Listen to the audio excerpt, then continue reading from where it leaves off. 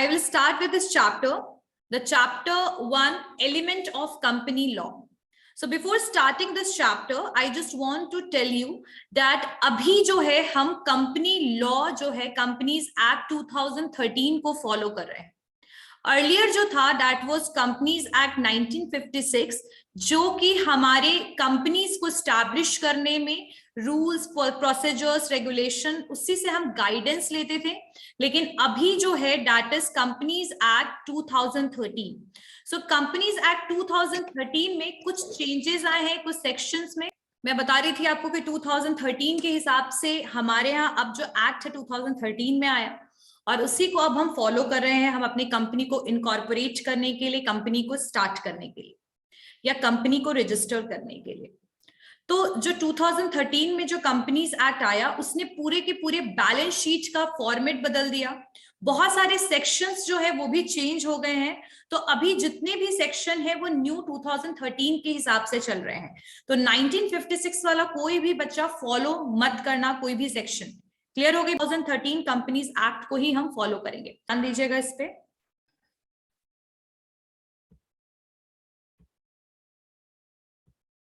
Okay, so this is one PDF which I have right now. I can basically elaborate the things from this. ठीक है. So companies किस तरीके से company को derive किया गया. तो कंपनी का मतलब COM, कंपनी को दो पार्ट में डिवाइड किया जाए तो COM का मतलब होता है means together. It means together, साथ में. और इसमें PANIs, ठीक है, पनीस का मतलब होता है ब्रेड. सो साथ मिलकर के अर्न करना ब्रेड, खाना bread. So this is known as companies. इसको यहां से डिराइव किया गया है. कम मतलब टुगेदर, पनीज मतलब ब्रेड. तो ब्रेड के लिए जब सब लोग साथ मिलते हैं, जब अपने अर्निंग के लिए जब साथ मिलते हैं, तो इसको यहां पर इस तरीके से डिराइव किया गया है. ठीक है. So association of people to take their bread together, एक साथ मिलकर के कोई कंपनी को रन करना. ठीक है. यहां पर ये पूरा मीनिंग क्लियर हो गया ना. COM का मतलब टुगेदर, पनीस का मतलब ब्रेड. ठीक है. अब आपका जो कंपनी है उसके कुछ कैरेक्टरिस्टिक्स को मैं डिस्क्राइब करूंगी. उससे पहले यहां पर मीनिंग देखते हैं.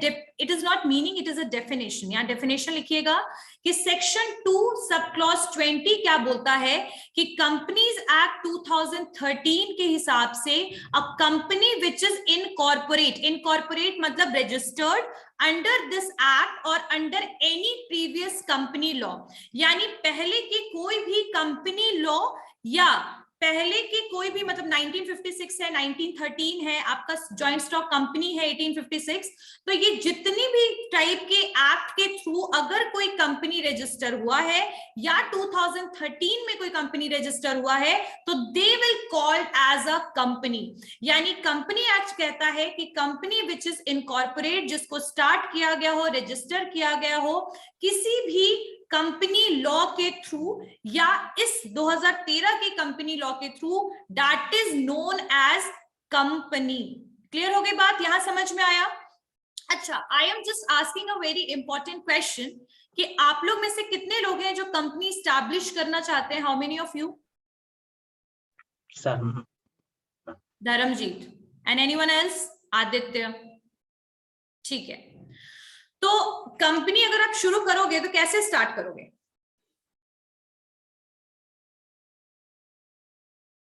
I'm just asking a very basic question that if you want to start a company, do you think that after meeting, मतलब 2-3 लोग मिल गए और कंपनी शुरू कर दिया, ऐसे कैसे पॉसिबल होगा? कंपनी जो है वो आप कैसे रन कर सकते हो? तो पहले मैम इनोवेटिव आइडिया होना चाहिए उसके लिए और उस कंपनी का रजिस्ट्रेशन होना चाहिए. Very good. याद रखिएगा कि यहाँ पर एक मेजर डिफरेंस जो बाकी टाइप के बिजनेस ऑर्गेनाइजेशन और कंपनी में है कि कंपनी आप तभी रन कर सकते हो इंडिया में जब वो रजिस्टर्ड होगा. और रजिस्ट्रेशन के लिए हमें कहाँ जाना है? मिनिस्ट्री ऑफ कॉर्पोरेट अफेयर्स है, वहां पर हम जाएंगे. इस वेबसाइट में गवर्नमेंट वेबसाइट है, इसको ओपन कीजिए. यहां पर अपने कंपनी को आप रजिस्टर करने का काम कर सकते हैं. हमेशा याद रखिएगा कि अगर कोई कंपनी प्राइवेट कंपनी है तो उस कंपनी के नाम के पीछे PVT, प्राइवेट लिमिटेड लगेगा। अगर कोई कंपनी पब्लिक कंपनी है तो उस कंपनी के पीछे LTD सफिक्स जो है क्या लगेगा, लिमिटेड और private limited. Okay, so this is company. यहां पर मैंने कुछ बेसिक्स बताया आपको। अच्छा, जो ये PDF है ये आपका बुक नहीं है, याद रखिएगा, ये बाहर का है, लेकिन आप लोग इसको फिर भी देख सकते हैं। अगर इंडियन कंपनीज एक्ट 2013 की बात करें तो there are 470 sections in this, 7 schedules are there and 29 chapters are there. जब 2013 का इंडियन कंपनीज एक्ट को लाया गया तो इसका इम्प्लीमेंटेशन, मतलब इसकी शुरुआत कहाँ हुई, इम्प्लीमेंट कैसे हुआ, तो ये 2014-15 में इसको लागू किया गया पूरे देश में। 2014-15 में it was implemented, but it was introduced in 2013. What was the objective of 2013 के कंपनी एक्ट का? क्या क्या ऑब्जेक्टिव है? चूंकि 1956 का भी कंपनीज एक्ट था, लेकिन 2013 के कंपनीज एक्ट में ऐसा क्या नया चीज एड ऑन किया गया, क्या क्या अमेंडमेंट, बदलाव और चेंजेस लाए गए और उसका ऑब्जेक्टिव क्या था?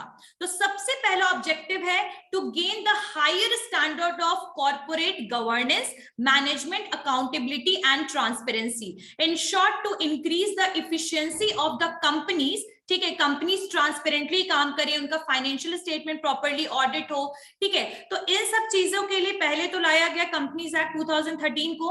और वैसे कंपनीज जो इलीगल एक्टिविटीज में इन्वॉल्व हैं या जो प्रॉपर्ली प्रोसीजर्स को फॉलो नहीं करते हैं, गवर्नमेंट के पॉलिसीज को फॉलो नहीं करते हैं, उनके अगेंस्ट स्ट्रिक्ट एक्शन भी लिया जाए, यानी स्ट्रिक्ट स्टेप्स को लिया जाए उन कंपनीज के लिए जो कंपनीज फ्रॉडुलेंट एक्टिविटीज यानी धोखाधड़ी में इन्वॉल्व है और जो कंपनी के प्रोविजंस को, कंपनी के रूल्स और पॉलिसीज को नहीं मानते हैं, उनके अगेंस्ट एक्शन लेने का प्रावधान, प्रोविजन भी कंपनीज एक्ट 2013 में लाया गया। अब 2013 में आपको पता होगा कि NCLT और NCLAT दोनों को एस्टैब्लिश किया गया। सुना है आप लोगों ने? ये क्या है NCLT? बता दीजिए, नहीं जानते। हाँ, इसका है ये नेशनल NCLT जो है ये नेशनल कंपनी लॉ ट्रिब्यूनल है। ठीक है, ट्रिब्यूनल का मतलब होता है जिसमें केस दायर किया जाता है। ठीक है, तो यहाँ पर NCLT को स्टैब्लिश किया गया 2013 के अंडर, और यहाँ पर बहुत सारे ऐसी पॉलिसीज बनाई गई जो कि स्टेक होल्डर्स के लिए, यानी वैसे लोग जो कंपनी से जुड़े हैं उनके लिए फायदा हो, उनके साथ कोई एक्सप्लॉयटेशन ना हो, इसके लिए इसमें कुछ नई पॉलिसीज भी बनाई गई और बहुत सारे प्रोफेशनल्स को, एक्सपर्ट्स को जो है वो इसमें जोड़ा भी गया। सो इन शॉर्ट कह सकते हैं कि 1956 से ये ज्यादा बेटर वे में इसमें जो चेंजेस आई, उसने कहीं ना कहीं सिचुएशनल बेस चेंजेस आया। सिचुएशनल बेस यानी बहुत सारे फ्रॉडुलेंट एक्टिविटीज था, लेकिन स्ट्रिक्ट एक्शन 1956 के अंडर में नहीं था। तो जो भी चीजें कमियां थी आपके 1956 में, उसको कवर अप कर लिया गया किसमें? आपके कंपनीज एक्ट 2013 में। ठीक है, just wait for a minute. Students please मेरे क्लास में टाइम पे रहिए। ओके, और कुछ प्रीवियस कंपनीज एक्ट जो है दैट इज 1913 में आया है आपका कंपनीज एक्ट, 1956 में है और ये 2013। तो कुछ अगर कंपनीज एक्ट कौन कौन से इंडिया में है तो दैट इज 1913 पहले आया, फिर 1956 आया, फिर बीच में और भी अमेंडमेंट्स आए और 2013 वाला आया। तो चलिए अब मैं आपको बताती हूँ कि ACT जो एक्ट लगा है इसका मतलब क्या है। आप लोग में से कोई बताएगा मुझे कि एक्ट जब वर्ड यूज होता है तो इसका मतलब क्या हो जाता है? कोई भी raise your hand, any one of you. Ma'am, rule, regulation और पॉलिसी जो गवर्नमेंट के द्वारा बनाया जाता है उसको apply. Okay good, let me tell you कि एक्ट का मतलब होता है एक चीज और। क्लास में जब भी बोलिए कोई भी बच्चा आंसर तो हैंड रेज करके बोलिए, ठीक है? वहां पर आपको मिल जाएगी फैसिलिटी जूम में, हैंड रेज कीजिए, देन आई अलाउ यू, तो आप फिर क्लास में बोल सकते हैं। चलिए, सो एक्ट का मतलब होता है कानूनी। जब भी कोई एक्ट के थ्रू कंपनी कोई भी चीज स्टैब्लिश होती है, एक्ट के थ्रू कोई बॉडी स्टैब्लिश होती है, तो बेसिकली उसको पास किया जाता है बिल की तरह। बिल आप लोगों ने सुना होगा लोकपाल बिल और बहुत तरीके के बिल होते हैं, अभी फार्मर्स बिल था। तो जो बिल होगा उसको पास किया जाता है आपके दोनों हाउस से, यानी राज्यसभा और लोकसभा से, और बाद में उस पे प्रेसिडेंट का साइन होता है, and after that the bill will converted into the, basically वो कन्वर्ट हो जाता है आपके एक्ट में, और फिर उसको इंप्लीमेंट हम कर सकते हैं पूरे कंट्री में। तो इंडियन कंपनीज एक्ट जो है ये भी एक तरीके से आपका बिल था पहले, और इसको बाद में एक्ट में कन्वर्ट किया गया। जो बिल एक्ट में कन्वर्ट नहीं होगा वो कभी भी इंप्लीमेंट नहीं हो सकता है, याद रखिएगा। चलिए ठीक है, अब हम कुछ बेसिक कैरेक्टरिस्टिक्स देख लेते हैं कि कंपनी आखिर क्या होता है। तो जैसे कि फर्स्ट जो आपका पॉइंट है that is separate legal entity, या फिर यहां पर corporate personality. Separate legal entity इसको क्यों बोला जाता है? देखिए, अगर मान लीजिए मैंने कोई बिजनेस शुरू किया और मैं एक सोल प्रोप्राइटर हूं, मेरा बिजनेस है, मैं एक मान लीजिए एक जनरल स्टोर मैंने ओपन किया, तो I am a sole proprietor. अगर मेरे बिजनेस में कोई भी लॉस होगा, किसी भी तरीके का प्रॉफिट होगा, तो उन सबके लिए लाइबल और जिम्मेदार मैं होंगी, ठीक है। अगर कोई भी धोखाधड़ी हो गया भाई अब मेरे रिटेल स्टोर में, तो उसके लिए भी जिम्मेदार मैं होंगी। लेकिन कंपनी इसी चीज को डिफरेंशिएट करता है, इसको अलग करता है कि कंपनी और उसके जो लोग हैं they both are different, they both are separate, ये दोनों अलग हैं। कंपनी में कोई भी चीज हो रहा है, कंपनी अगर कंपनी के एक्टिविटीज का आपके मेंबर पे लाइबल होना कोई भी जरूरी, बिल्कुल भी जरूरी नहीं है। आपकी कंपनी अलग है और उसके मेंबर्स बिल्कुल अलग हैं, दे बोथ आर डिफरेंट, ठीक है। इसकी शुरुआत कहां से हुई इसके बारे में भी हम पढ़ेंगे। तो सबसे फर्स्ट जो पॉइंट है that is separate legal entity.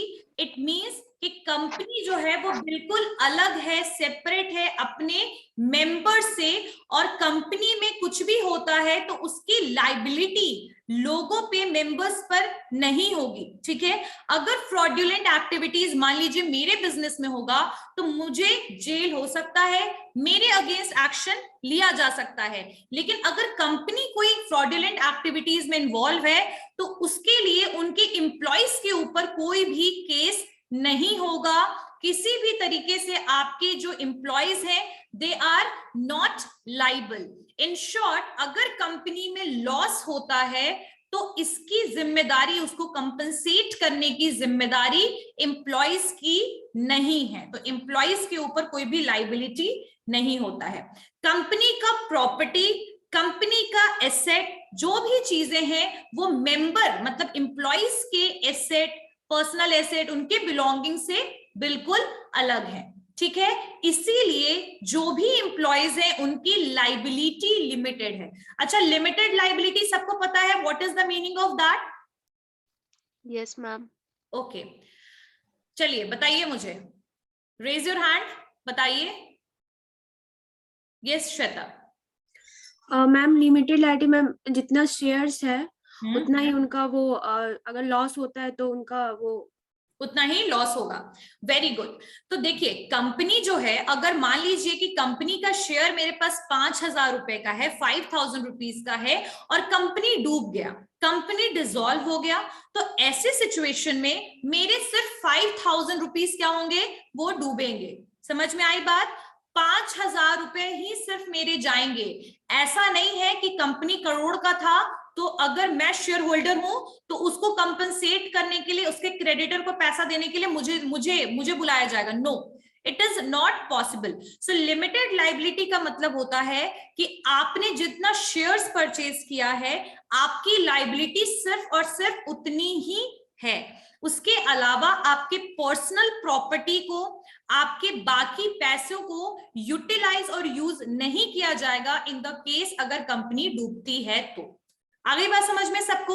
अच्छा, इसकी कहानी की शुरुआत कहां से हुई, ठीक है। तो सेपरेट लीगल एंटिटी कब से इस कहानी की शुरुआत हुई, कंपनी को कब से हम सेपरेट लीगल एंटिटी मानने लगे? तो इसकी शुरुआत जो हुई है इस सोलोमन वर्सेस सोलोमन की केस से हुआ है इसका शुरुआत। एंड ये केस कब का है? This case is of 1897। आप लोगों ने इस केस को पढ़ा है?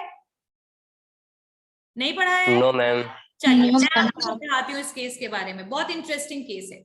तो Solomon versus Solomon and company limited जो है, देखिए यहाँ सोलोमन एक इंडिविजुअल पर्सन है और सोलोमन एंड कंपनी लिमिटेड उसी की कंपनी है। अब यहाँ पर क्या सिचुएशन आया, सोलोमन जो था स्टार्टिंग में एक सोल प्रोप्राइटर था, यानी एक छोटा मोटा अपना बिजनेस रन करता था, बेसिकली अपना बूट का बिजनेस वो रन करता था, ठीक है। इनिशियल में एक सोल प्रोप्राइटर था। सोल प्रोप्राइटर पता है कौन होते हैं, जो अपना बिजनेस इंडिविजुअली रन करते हैं। आपने देखा होगा जैसे दुकान वाले होते हैं, शॉपकीपर्स होते हैं, दे आर सोल प्रोप्राइटर।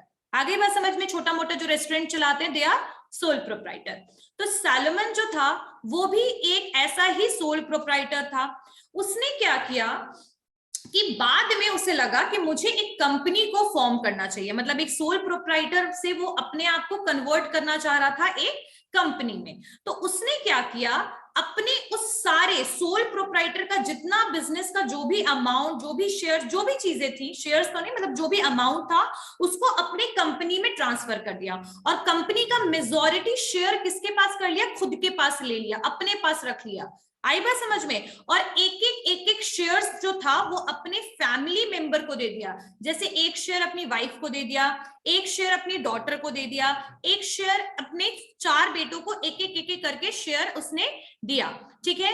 एक शेयर वाइफ, एक शेयर डॉटर और 4 बच्चे, तो लाइक 6 शेयर्स उनके फैमिली मेंबर के पास थे और मेजॉरिटी ऑफ शेयर्स जो था वो सोलोमन के पास था। अब क्या हुआ कि बिजनेस तो भाई अच्छे से रन कर रहा था, चल रहा था, अचानक से बिजनेस जो था उसमें लॉस होने लगा। बिजनेस में क्या होने लगा, लॉस होने लगा। लॉस होते होते बिजनेस की इतनी बुरी सिचुएशन हो गई कि वो आपका बिजनेस बिल्कुल डिक्लाइन स्टेज पे चला गया। कहां चला गया, बिल्कुल डिक्लाइन, खत्म होने वाला था। अब यहां पर जब कोई बिजनेस खत्म होने वाला होता है, कंपनी बंद होने वाली होती है, तो यहां पर आपको ध्यान देना है कि आपकी लायबिलिटी कितनी है और आपकी एसेट कितना है, यानी आपके पास प्रॉपर्टी कितना है और आपके पास लोन कितना है। इन शॉर्ट ये याद रखिएगा, अगर आपका जो प्रॉपर्टी है वो आपके लोन के अमाउंट से ज्यादा है, तब तो आपको कहीं से भी एक्स्ट्रा पैसे जुगाड़ करने की जरूरत नहीं है, आप उसी पैसे को यूज कर सकते हो अपने लोन को चुकाने में। लेकिन जब आपके पास एसेट कम है और लायबिलिटी ज्यादा है, तो ऐसे सिचुएशन में प्रॉब्लम हो सकता है। और यही सेम सिचुएशन इनके कंपनी के साथ भी हुआ। भाई आपका जो लायबिलिटी था वो 17,000 पाउंड का था और 10,000 रुपया इनके पास, बस 10,000 पाउंड का इनके पास एसेट था।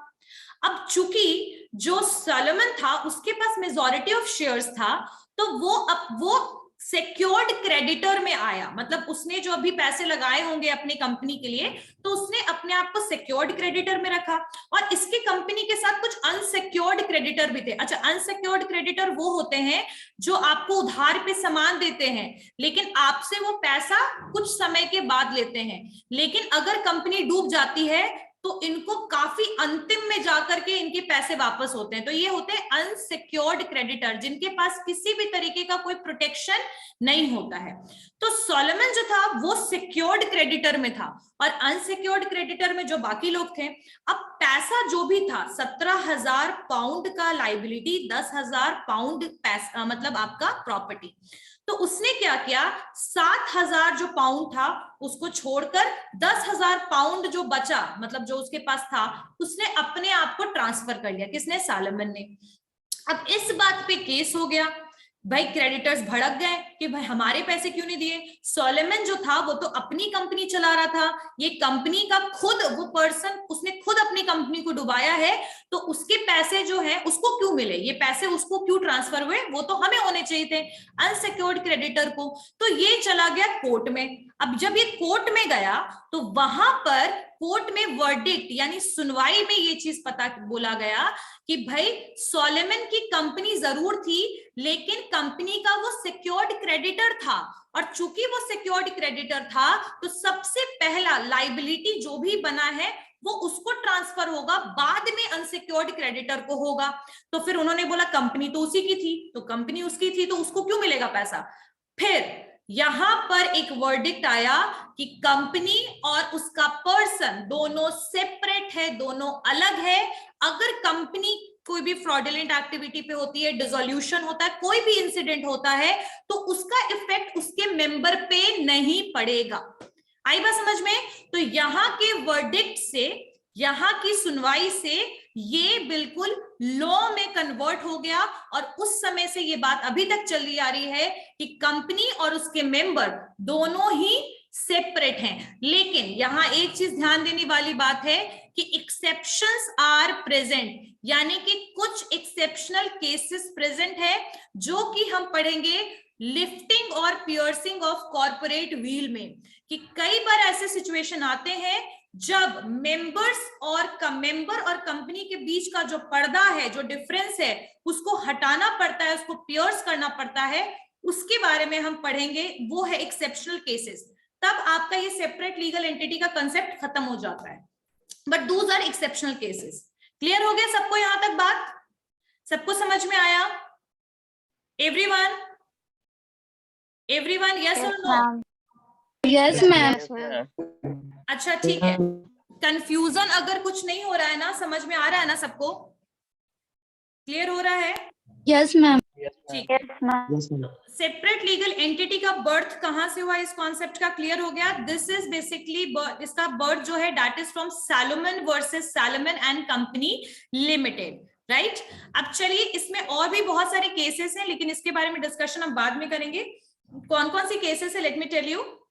ली versus Lee air farming limited, re Kondoli tea company limited, Abdul Haq versus Das Mal 1910। तो these are some cases which are basically related with this, ठीक है, सेपरेट लीगल एंटिटी। लेकिन एक केस बहुत है अभी।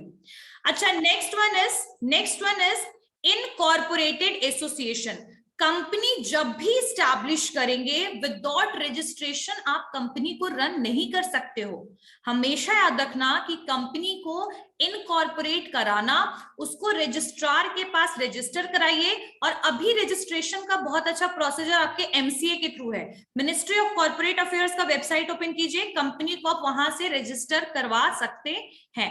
तो कंपनी जो है that is incorporated and association of person, यानी कि इसको इनकॉर्पोरेट किया जाता है, इसको बनाया जाता है, इसको स्टैब्लिश किया जाता है, और उसके बाद इसको कंपनी लॉ के हिसाब से रजिस्ट्रेशन करवाया जाता है। ठीक है, जिसको रजिस्ट्रेशन को क्या बोलते हैं? पंजीकरण। सुना है आप लोगों ने? ठीक है, तो तभी जाकर के ये एक तरीके से आपका लीगल एंटिटी होगा। यस धीरज, बताओ बेटा क्या पूछ रहे हो? धीरज हैंड रेज कर रहे थे आप, बताइए। ओके, सो इनकॉर्पोरेटेड एसोसिएशन है, और ये लेकिन स्टार्ट किसके द्वारा होता है? लोगों के द्वारा इसको किया जाता है। ठीक है, ये अपने आप इसकी शुरुआत कहीं से नहीं होती, लोग इसको शुरू करते हैं, इसको रजिस्टर कराते हैं किसी एक्ट के अंडर में। जैसे पहले 1956 के अंडर में कंपनीज रजिस्ट्रेशन होता था, अब 2013 के अंडर में कंपनीज रजिस्ट्रेशन होता है। अच्छा, यहां पर दो टाइप की कंपनी के बारे में आप लोगों ने सुना होगा, public company and private company. Can anyone tell me that what is the difference between both of these, public company and private company? Raise your hand, any one of you? Any one of you? चलिए थोड़ा सा मैं बताती हूं। अच्छा, रिलायंस क्या है? Public company है, प्राइवेट है? प्राइवेट। प्राइवेट। प्राइवेट है। पब्लिक। याद रखिएगा, देखिए मैं आपको डिफरेंस बताती हूँ, खैर वो तो आपको पढ़ना ही है, लेकिन मैं थोड़ा बहुत यहाँ भी बताते चलती हूँ। देखिए, प्राइवेट कंपनी वैसी कंपनीज होती हैं जिसमें कम से कम 2 लोगों के द्वारा उसकी शुरुआत होनी चाहिए, यानी मिनिमम जो लोग होंगे वो 2 होने चाहिए। मैक्सिमम जो पहले 1956 में था दैट वाज 50, मतलब 50 लोग होने चाहिए मैक्सिमम। लेकिन अभी 2013 में उसको बढ़ा करके 200 कर दिया गया है, 200 लोग होने चाहिए मैक्सिमम प्राइवेट कंपनी में। ठीक है, लेकिन प्राइवेट कंपनी में आप शेयर्स को ना पब्लिकली इश्यू नहीं कर सकते हो। आई बात समझ में कि प्राइवेट कंपनी जो है they can not issue there shares publicly, public में शेयर्स को इशू नहीं कर सकते हो।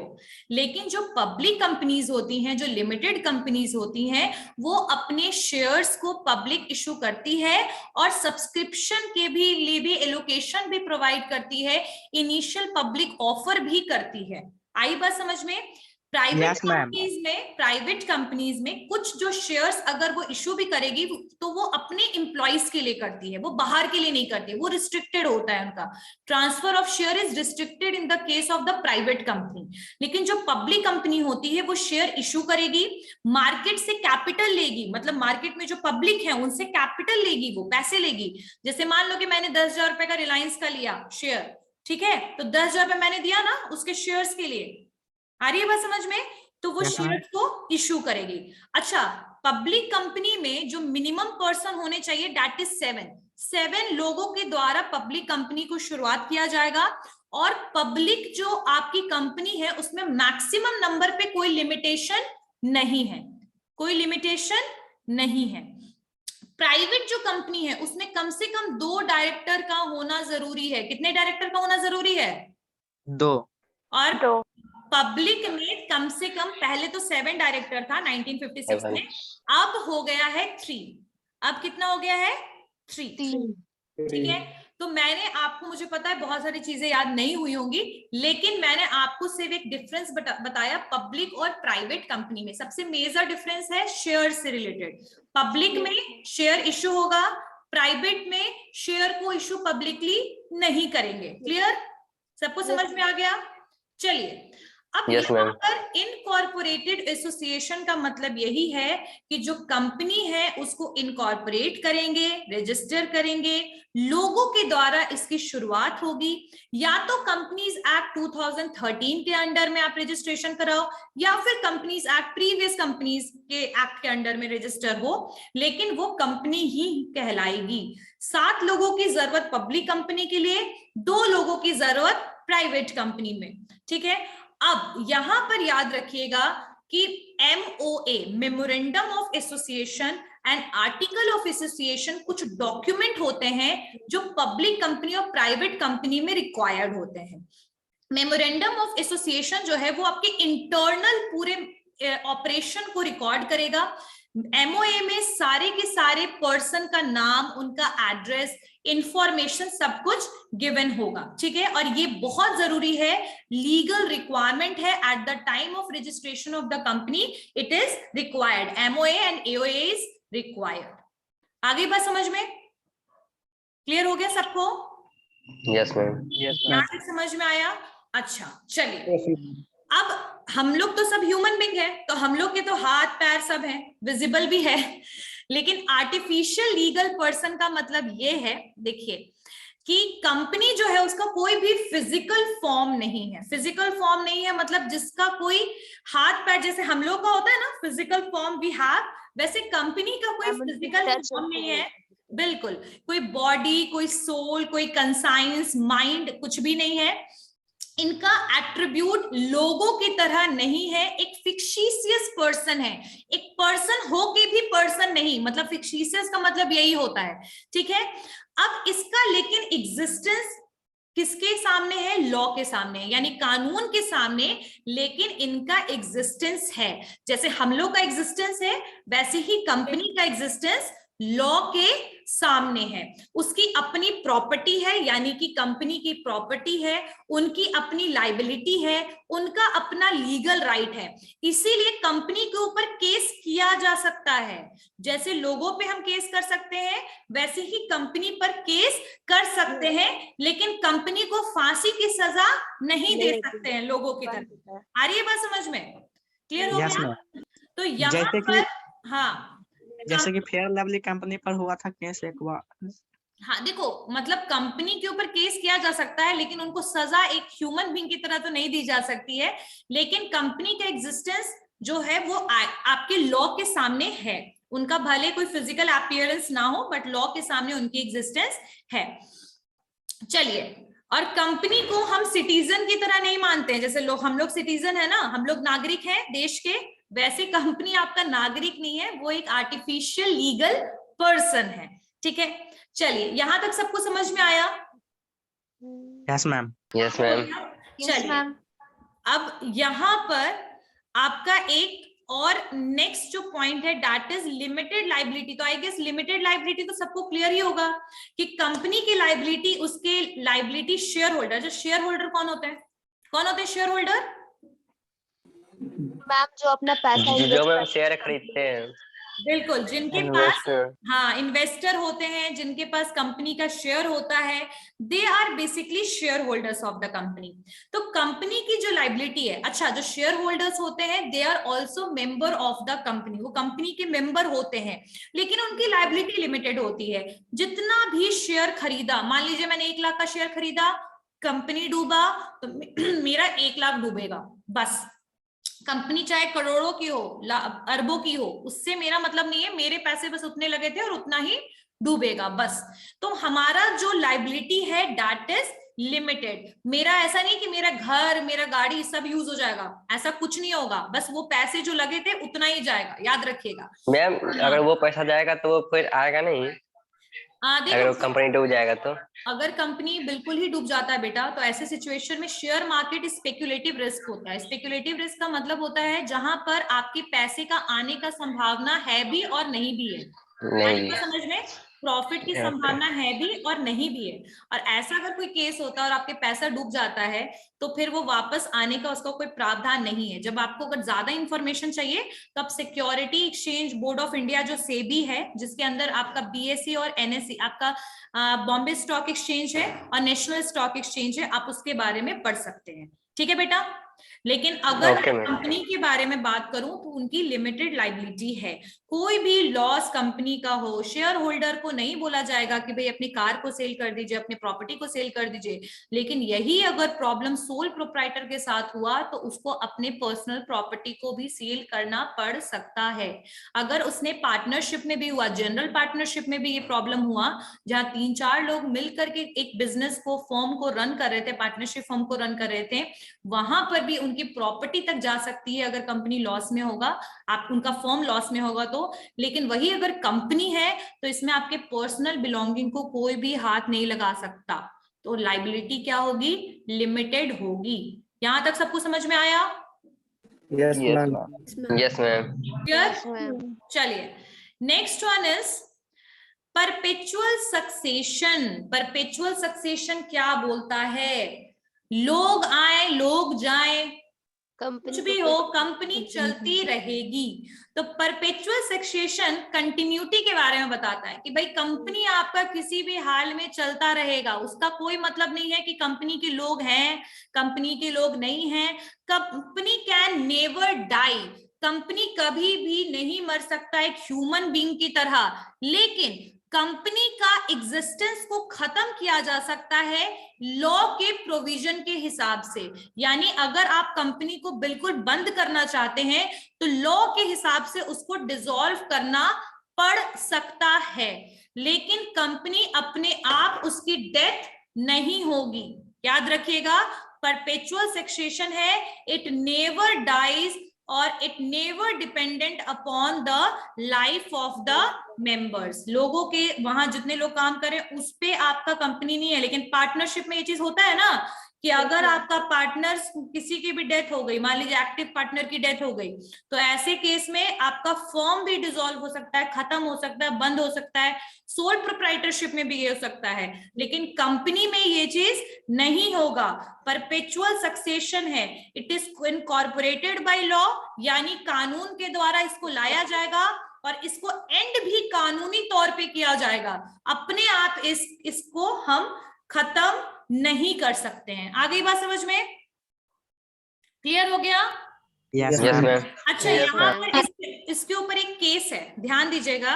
ये है मीट सप्लायर गिल्ड फोर्ड। मतलब एक कंपनी थी जो मीट सप्लाई करने का काम करती थी, लिमिटेड कंपनी थी, और ये 18वीं सेंचुरी की बात है लगभग। उस समय कोई वॉर हुआ, कोई लड़ाई हुई और उस कंपनी के सारे लोग मर गए एक बम धमाके में।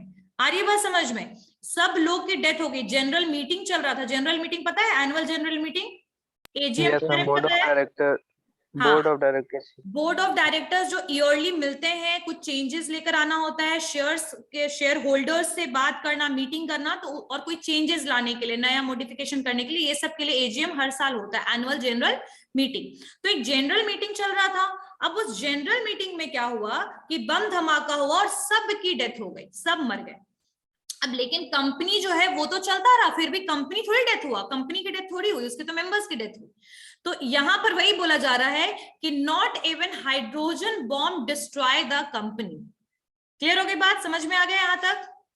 केस स्टडी, जो भी मैं इसको केसेस बता रही हूँ सबको समझ में आ रहा है? Yes ma'am. Yes, ma'am. तो ये सब कुछ ना, ये सब चीजें आई हैं किसी या किसी केस के थ्रू। तो आपका जो कंपनी लॉ है ना बहुत इंटरेस्टिंग है, इसमें बहुत सारे केसेस हैं। तो कभी टाइम मिलेगा ना तो हम लोग एक एक बहुत सारे केसेस को कवर करेंगे। ऐसे देखते हैं जब तक चल रहा है क्लास तब तक, ठीक है? मैम इसके बाद आप नहीं आइएगा क्या? अभी बाद में नहीं, अभी बेटा अभी मेरी क्लास तब तक ही है जब तक नेहा मैम नहीं है, फिर नेहा मैम आएंगे तो she will take the class. चलिए, आपका क्यों नहीं है मैम? सेकंड सेम में आप है ना मैम? एक पॉइंट की तरफ शेयर करते हैं स्क्रीन। चलिए, okay, so next point is common seal. अच्छा, कितने लोगों को चेक में साइन करने में मजा आता है? कितने लोग हो जो चेक वगैरह में साइन करते हैं? मैम हाँ एग्जैक्टली, हाँ। तो सिग्नेचर करते तभी हम, because we have hand, right? But the same thing is not with the company, because it is artificial legal person है ये। तो आर्टिफिशियल है, उनके पास हाथ नहीं है, तो भाई कंपनी खुद से कैसे लाएगा हाथ साइन करने के लिए? तो it required a common seal, जिसको हम कहते हैं मोहर। क्या बोलते हैं इसको? मोहर। बिल्कुल।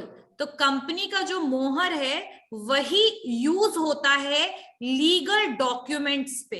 समझ में आई बात? जैसे आप लोग की जब जॉब लगेगी कंपनी में तो आप लोग देखिएगा उस ऑफर लेटर को निकाल के, तो उस ऑफर लेटर में नीचे एचआर का साइन होगा और एक कंपनी का मोहर होगा, जिसने ये आप बता दिया कि भाई कंपनी ने आपको रिक्रूट किया है, किसी एम्प्लॉय ने, किसी पर्सन ने आपको रिक्रूट नहीं किया है, आपको कंपनी में काम करना है। आ रही है बात समझ में? कॉमन सील का मतलब मोहर होता है कि कंपनी को एक आर्टिफिशियल पर्सन है, does not have a hand like human, it can not able to sign on the document. So people are doing some time, people जो है वो साइन करते हैं कंपनी के बिहाफ में, लेकिन उसके साथ साथ एक कॉमन सील की जरूरत होती है जो कंपनी के सिग्नेचर की तरह काम करती है, और तभी जाके वो डॉक्यूमेंट क्या होगा? ऑथराइज होगा, यानी तभी वो डॉक्यूमेंट एक लीगल डॉक्यूमेंट में कन्वर्ट होगा। मान लीजिए कि आपको किसी ने ऑफर लेटर दिया और नीचे आपकी कंपनी का कॉमन सील नहीं है, तो कल को कंपनी कह सकती है कि भाई हमने आपको रिक्रूट नहीं किया। तो ऑथराइजेशन आपके डॉक्यूमेंट को कौन देता है? Common seal of the company. आ गई बात समझ में? Yes ma'am. Yes ma'am. चलिए, yes ma'am. Next point, next one. अच्छा, ट्रांसफरेबिलिटी ऑफ शेयर्स। अच्छा, शेयर्स क्या होता है? It is a small unit और डेनोमिनेशंस होते हैं कैपिटल के, जो कि ट्रांसफर किया जाता है पब्लिक को। किसके द्वारा? पब्लिक कंपनीज के द्वारा। तो प्राइवेट कंपनी के ऊपर रिस्ट्रिक्शन लगा दिया गया है ट्रांसफर और शेयर्स पे, और सेक्शन 44 कंपनीज एक्ट 2013 का कहता है कि it provides that share, debenture और other interest member of company are movable property, यानी कि जो एक जगह से दूसरी जगह मूव कर सकता है। अच्छा, लैंड और बिल्डिंग मूवेबल होगा या इमूवेबल होगा? इमूवेबल। एग्जैक्टली लेकिन शेयर्स, डिबेंचर, सिक्योरिटीज ये सारे मूवेबल प्रॉपर्टी होता है। तो ये आपका सेक्शन 44 में कहा गया है, ये ट्रांसफरेबल है और इसको हम ट्रांसफर कर सकते हैं, लेकिन सिर्फ पब्लिक कंपनी शेयर्स को ट्रांसफर कर सकती है, प्राइवेट कंपनी नहीं कर सकती है। यहां तक किसी को कुछ पूछना है? डाउट है? किसी को कोई भी पॉइंट में डाउट है? Anyone have any doubt? No ma'am. सबको समझ में आ गया सारा point? Okay, yes ma'am. Okay, सारे कैरेक्टरिस्टिक्स वगैरह क्लियर हो गए? Perpetual succession, separate legal entity, common seal, clear? Transferability of shares, yes ma'am, clear हो गया? चलिए अब हम आगे बढ़ते हैं। Difference between partnership and company. Partnership and company में क्या फर्क होता है, क्या डिफरेंस होता है? तो देखिए, जो कंपनी है उसको अगर हम उसकी शुरुआत जो करते हैं उसका रजिस्ट्रेशन कंपलसरी है, यानी कंपनी विदाउट रजिस्ट्रेशन एग्जिस्ट नहीं कर सकता है, लीगल कंपनी वो नहीं माना जाएगा। अगर आप कोई कंपनी रन कर रहे हैं और आपने उसका रजिस्ट्रेशन नहीं कराया है तो आपके अगेंस्ट केस भी दायर किया जा सकता है ना। लेकिन पार्टनरशिप फर्म में आपका रजिस्ट्रेशन कंपलसरी नहीं है। अगर आप चाहें तो आप रजिस्ट्रेशन कराएं, अगर आप ना चाहें आप रजिस्ट्रेशन ना कराएं, कोई भी प्रॉब्लम नहीं है, that is optional. But in the company you have to register it under the companies act. Clear हो गया फर्स्ट पॉइंट? Yes ma'am. समझ में आया? चलिए अब दूसरी कहानी, अब दूसरे पॉइंट की तरफ बढ़ते हैं कि जो आपका कंपनी है उसको किसी एक्ट, मतलब वो कौन से एक्ट के थ्रू वो काम करता है, वो कंपनीज एक्ट के थ्रू काम करता है। यानी कंपनीज एक्ट 2013 में सारे रूल्स, पॉलिसी, रेगुलेशंस कंपनी को रन करने के दिए हुए हैं, ठीक है। लेकिन पार्टनरशिप की बात करें तो वो पार्टनरशिप एक्ट 1932 के हिसाब से उसको रन किया जाता है, चलाया जाता है। क्लियर हो गई बात? समझ में आया? Yes ma'am. पॉइंट समझ में आया कि पार्टनरशिप एक्ट के अंडर में, पार्टनरशिप एक्ट 1932 के हिसाब से पार्टनरशिप फर्म को स्टैब्लिश करना, रन कराया जाता है। लेकिन वही अगर मैं कंपनी की बात करूं तो वो कंपनीज एक्ट के थ्रू उसको रन कराया जाता है, या कंपनी एक्ट के थ्रू उसको बेसिकली स्टैब्लिश किया जाता है, ठीक है। तो 1932 और इधर 2013 या फिर प्रीवियस कंपनीज लॉ, ठीक है, previous companies act, sorry. Now the next one is कि मेंबर्स की कितनी रिक्वायरमेंट है, कितने मेंबर्स की रिक्वायरमेंट है। तो भाई कंपनी को चलाने के लिए, अगर कंपनी जो प्राइवेट कंपनी है तो प्राइवेट कंपनी के लिए तो भाई हमें 2 लोगों की जरूरत है। लेकिन अगर पब्लिक कंपनी है तो उसमें 7 लोगों की मिनिमम जरूरत है। अगर बात करें हम पार्टनरशिप की तो पार्टनरशिप में आपके कम से कम 2 लोगों की जरूरत है। आई बात समझ में? Minimum 2 people are required for the partnership, but in the company for the private 2, for the public 7। और अभी 2013 में एक और कॉन्सेप्ट आया है ओपीसी का। आप लोगों ने सुना है ओपीसी? 1 person कंपनी, और जिसमें कितने लोगों की जरूरत पड़ेगी? एक लोग पड़ेगी। लेकिन पार्टनरशिप फर्म क्या एक लोगों के साथ चल सकती है? No ma'am. So you can write that there is a new provision that is 1 person company in which only 1 person required to start the business. Clear हो गई बात? यस समझ में आया? Yes ma'am. अच्छा, अगर हम बात करें पार्टनरशिप फर्म की तो यहाँ पर एक चीज बताना चाहूंगी मैं आप लोगों को कि पार्टनरशिप जो है ना उसमें एक लिमिटेड लायबिलिटी पार्टनरशिप भी होता है। सुना है किसने? एलएलपी। Yes ma'am. जो लिमिटेड लायबिलिटी पार्टनरशिप होता है वो आपके एलएलपी एक्ट 2008 के हिसाब से चलता है। मतलब पार्टनरशिप पूरा का पूरा पार्टनरशिप एक्ट 1932 के हिसाब से रन करता है, लेकिन आपका जो लिमिटेड लायबिलिटी पार्टनरशिप है वो एलएलपी एक्ट 2008 जो कि आया था उसके हिसाब से एलएलपी रन करता है। बस एक वही उसी को हटा दिया गया आपके पार्टनरशिप एक्ट 1932 से और उसको आपके 2008 वाले एक्ट में उसके हिसाब से वो रन करता है। ठीक है, क्लियर हो गया? अच्छा, और भी कुछ मैं पॉइंट्स बताना चाहूंगी कि अब यहाँ पर पार्टनरशिप में एग्रीमेंट की रिक्वायरमेंट होती है। किस चीज की रिक्वायरमेंट होती है? एग्रीमेंट्स की रिक्वायरमेंट होती है। अच्छा, ये जो एग्रीमेंट होता है ना ये ओरल भी हो सकता है और रिटन भी हो सकता है। अब रिटन वाले को क्या बोलते हैं? Partnership deed. क्या बोलते हैं? Partnership deed. ठीक है। अब हाँ, क्या बोल रहे हो? ओरल का प्रूफ क्या होगा मैम? रहा है कि भाई जब ओरल एग्रीमेंट होता है तो इसका प्रूफ क्या होता है? भाई इसका कोई प्रूफ ही नहीं होता है। यही इसका सबसे बड़ा डिसएडवांटेज है कि मतलब आप मान लीजिए, हाँ, आप लोग 3-4 फ्रेंड्स ने मिलकर के बिजनेस शुरू कर लिया और ओरली एग्रीमेंट कर लिया कि भाई 1 लाख रुपए आएगा प्रॉफिट, तो भाई हम लोग चारों बराबर बराबर बांट लेंगे। 25% तुम रखना, 25% तुम, 25% तुम, 25% तुम। मतलब कि इन शॉर्ट जो है आपने इस तरीके से रेशियो बना के डिवाइड कर लिया। अब ऐसे सिचुएशन में पता है क्या होगा, आपका हो सकता है कि आगे चल के आपके कोई भी पार्टनर्स ये कहें कि भाई हमारा एग्रीमेंट इस तरीके से नहीं हुआ था, तो this is the major disadvantage. लेकिन फिर भी गवर्नमेंट कहती है, फिर भी आपका लॉ कहता है कि अगर आपको ओरल एग्रीमेंट करना है तो आप करो, लेकिन ऐसे सिचुएशन में आपके पास कोई प्रूफ नहीं बचता है, इसीलिए पार्टनरशिप डीड की रिक्वायरमेंट कई बार पड़ती है। अच्छा, पार्टनरशिप डीड की रिक्वायरमेंट एक और जगह पे पड़ती है, जब आप रजिस्ट्रेशन कराते हैं ना, तो आपको पार्टनरशिप डीड की कॉपी लगानी पड़ती है रजिस्ट्रेशन में, तो इसीलिए भी पार्टनरशिप डीड की रिक्वायरमेंट आपको पड़ेगी। लेकिन ओरल अगर एग्रीमेंट हो रहा है तो आपके पास कोई प्रूफ नहीं है। ज्यादातर ओरल एग्रीमेंट तब होता है जब आप कुछ फैमिलीज मिलकर के बिजनेस चला रही होती है, कुछ फ्रेंड्स मिलकर बिजनेस चला रहे होते हैं, तो ट्रस्ट बहुत ज्यादा हाई होता है, तो ऐसे सिचुएशन में कई बार ओरल एग्रीमेंट कर लेते हैं पार्टनरशिप फर्म में जितने भी पार्टनर्स हैं। और बात रहा ओनर का, जो मैंने वो वर्ड सुना उस हिसाब से बता दूं कि पार्टनरशिप फर्म में यही खासियत है कि यहाँ पर आपके जितने भी पार्टनर्स हैं they will work like a principal agent relationship चलेगा, यानी कि वो आपके ओनर भी हैं, वही आपके एम्प्लॉइज भी हैं, वर्क भी करेंगे, काम भी करेंगे, और सब लोग ओनर की तरह वर्क करेंगे। ठीक है? चलिए, अब और भी कुछ डिफरेंसेस पढ़ना है इसके बारे में। तो देखिए, पार्टनरशिप, यहाँ पर एग्रीमेंट की रिक्वायरमेंट आपके कंपनीज में नहीं होती है, लेकिन यहाँ पर डॉक्यूमेंट की रिक्वायरमेंट होती है, दैट इज एमओए। आपका एमओए क्या होता है? मेमोरेंडम ऑफ एसोसिएशन, और आपका आर्टिकल ऑफ एसोसिएशन। क्लियर हो गई बात? तो रिक्वायरमेंट, डॉक्यूमेंट रिक्वायरमेंट यहाँ क्या होगा? आपका एमओए, एओए, और वहां पर क्या होता है? Partnership deed. क्लियर हो गया? अच्छा, अब नेक्स्ट आता है डिफरेंस आपके स्टेबिलिटी का।